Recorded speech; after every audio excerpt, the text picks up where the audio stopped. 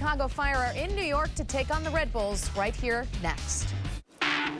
Major League Soccer's new designated player rule has brought big-name foreign flair to America's shores. Chicago's Cuauhtemoc Blanco of Mexico meets New York's Colombian striker Juan Pablo Angel tonight. Opening the checkbooks has opened up a world of possibilities. Blanco, finding football into the back of the net.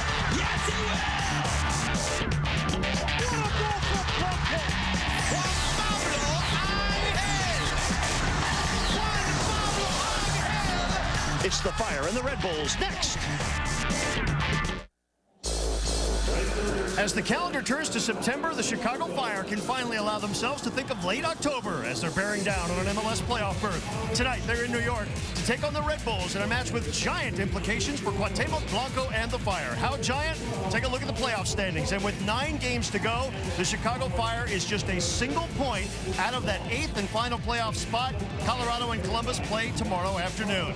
Good evening, everyone, and welcome to Giant Stadium, live on the Verizon Wireless pregame show. I'm Ken Tomash, along with Kenny Stern and Chris Doran. Kenny, these two teams met right here back in May, and it was all New York. Why? Well, in that match, Juan Pablo Angel of the Red Bulls starred. He was tremendous as the Chicago Fire just refused to mark him. Let's take a look at the footage.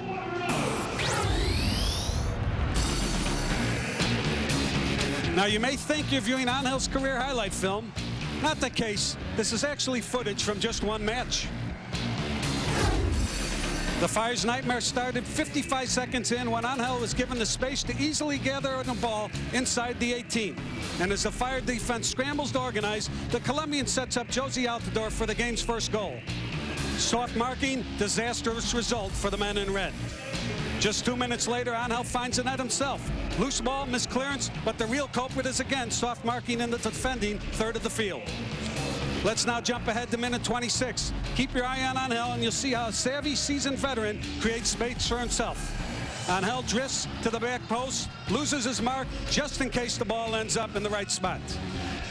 Second half action, minute 65. Again, note the patience off the ball and the brilliance of Angel, and his teammates sure know how to reward him for that exceptional work. That shot sails over the bar. But the effort at minute 68 wasn't wasted as Angel again takes advantage of some great Red Bull soccer and successfully confuses the Fire marking that allowed for the game-clinching goal. If Chicago's to have any success tonight in the Meadowlands, they must shut down number 9 of the New York Red Bulls. Well, with more on how they plan to do that, do not adjust your set. It's our Chris Doran. Chris? Ken, the Chicago Fire will go ahead and start with a change in the back. 4 defenders instead of the traditional 3. Juan Carlos Osorio, the head coach of the Fire, told us this afternoon that that's because they want to thwart the attack of the Red Bulls. They want to keep flighted balls from getting to Juan Pablo Angel. Oh, and by the way, beginning next week, Wilman Conde from Colombia will likely join the Chicago Fire. He had some visa issues this weekend, so his jersey made the trip, but he didn't. All right, thank you, Chris. Lineups are coming up next as the Verizon Wireless pregame show continues live from New York. Stick around. Access